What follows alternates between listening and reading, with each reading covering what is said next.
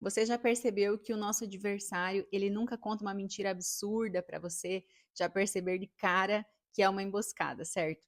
Mas ele mistura a verdade com a mentira, com o erro, para confundir você, para te deixar confuso e você acabar seguindo um caminho que não é a verdade, mas que muitas vezes parece com a verdade. E foi exatamente o que aconteceu lá no Jardim do Éden, quando a serpente tentou enganar a Eva. A serpente distorceu aquilo que Deus tinha falado. Gênesis 3, 4 e 5 diz assim, ó: Então a serpente disse à mulher: Certamente não morrereis, porque Deus sabe que no dia que dele comerdes, se abrirão os vossos olhos e sereis como Deus, sabendo o bem e o mal. Perceba que havia elementos de verdade misturado com o engano. E isso continua acontecendo até hoje. Então nós vamos falar aqui 5 mentiras que talvez você tenha acreditado e que não são verdades. E já vamos começar pela número 1 aqui. Se Deus me ama, a minha vida será fácil. Muitos cristãos caem nessa, certo? Você já viu aquelas pessoas assim que acham que Deus é o gênio da lâmpada, que tem que realizar o desejo delas. Se a vida delas não andar assim, olha, num mar de rosas, a partir de agora estou servindo a Jesus, então tudo tem que dar certo para mim. Se a vida delas não acontecer desse jeito, elas dizem que vão sair da igreja, que vão chutar o balde mesmo, vão desistir, não querem mais saber de Deus. Você conhece uma pessoa assim? Elas acreditam que ter uma vida com Deus é ter uma vida sem problemas. Mas Jesus, ele nunca prometeu isso. Muito pelo contrário, ele disse que nós teríamos aflições, mas que era para nós termos bom ânimo, porque ele venceu o mundo. E ele estaria conosco todos os dias, até a consumação dos séculos.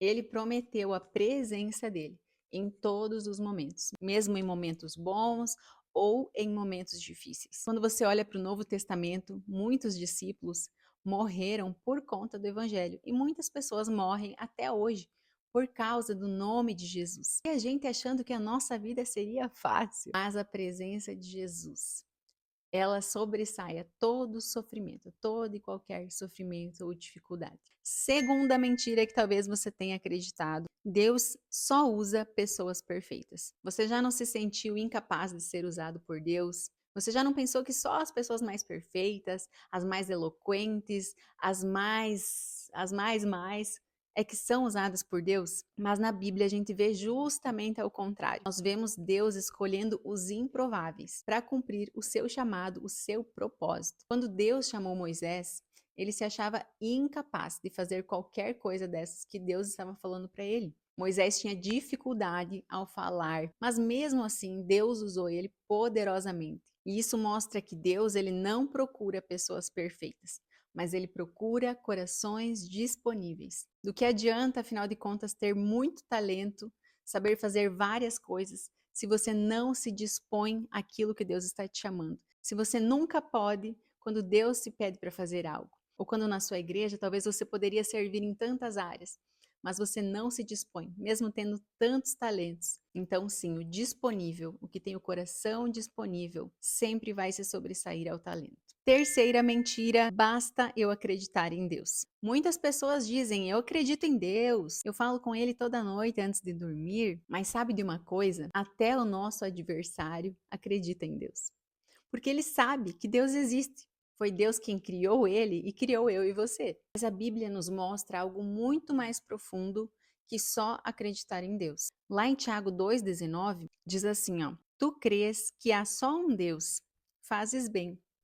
Também os demônios o creem e estremecem. A fé não é apenas acreditar que Deus existe, mas é confiar nele, é se relacionar com ele e viver de acordo com a sua palavra, obedecendo aos seus mandamentos, não apenas tendo conhecimento de quem é Deus, não apenas fazendo rituais religiosos, mas tendo uma vida no altar. Uma vida no altar, uma vida de confiar, uma vida de obedecer. E já falando nisso, número 4, posso viver de qualquer forma porque Deus perdoa. Será que você já viveu como se não existisse amanhã, porque afinal de contas Deus te perdoa? Muitas pessoas se afogam no pecado, se esbaldam naquilo que não é correto aos olhos de Deus, porque acreditam que a qualquer momento podem pedir perdão e Deus vai perdoá-las e está tudo certo. Mas sabe, o perdão de Deus, a graça que Jesus nos deu a morrer na cruz, ela não é como um cartão de crédito. A palavra diz em Romanos 6, 1 e 2, diz assim: Que diremos, pois? Permaneceremos no pecado para que a graça abunde? De modo nenhum. Nós que estamos mortos para o pecado, como viveremos ainda nele? Sabe, o verdadeiro encontro com Deus, ele transforma a nossa forma de viver. Quando nós temos verdadeiramente esse encontro, nós não conseguimos ficar da mesma forma que nós nos encontramos, porque nós queremos agradar ao nosso amado, nós queremos fazer as coisas que agradam a Jesus. Nós queremos viver de acordo com a sua palavra. De Deus não se zomba. Quando chegar o momento, cada um vai ter que prestar contas da sua própria vida. E número 5, a minha fé não influencia outras pessoas. Será mesmo? Quantos de nós pensamos que podemos viver da forma que a gente quiser, que não influencia as pessoas ao nosso redor? Você já teve esse tipo de pensamento que eu posso viver da forma que eu quiser, eu sou cristão, que Deus me ama, o que vale é o que está no meu coração e não o que as pessoas estão vendo, certo? Errado. As pessoas são influenciadas por nós. Elas aguardam um comportamento diferente de você, cristão. Jesus diz que nós somos a luz do mundo e as pessoas esperam essa luz de nós. Elas esperam que nós sejamos diferentes, que nós tenhamos um amor diferente. A nossa vida ela se torna testemunho para outras pessoas. Testemunho bom ou testemunho mau. Como que você está representando a Jesus com a sua vida?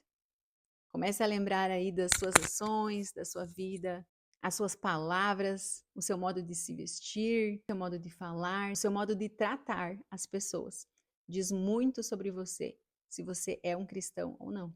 Mesmo que você ache que seja um cristão, talvez aquilo que você esteja fazendo ou falando não condiz com o cristianismo. Essas mentiras espirituais, elas são muito perigosas porque nós pensamos que podemos viver a nossa vida como cristão de qualquer forma, quando na verdade nós somos o sal, nós somos a luz do mundo, e se nós não conhecermos a verdade, qualquer mentira vai nos enganar. Mergulhe na palavra de Deus, para que você não seja enganado. Quando a verdade da palavra ocupa o coração, o engano perde o seu espaço.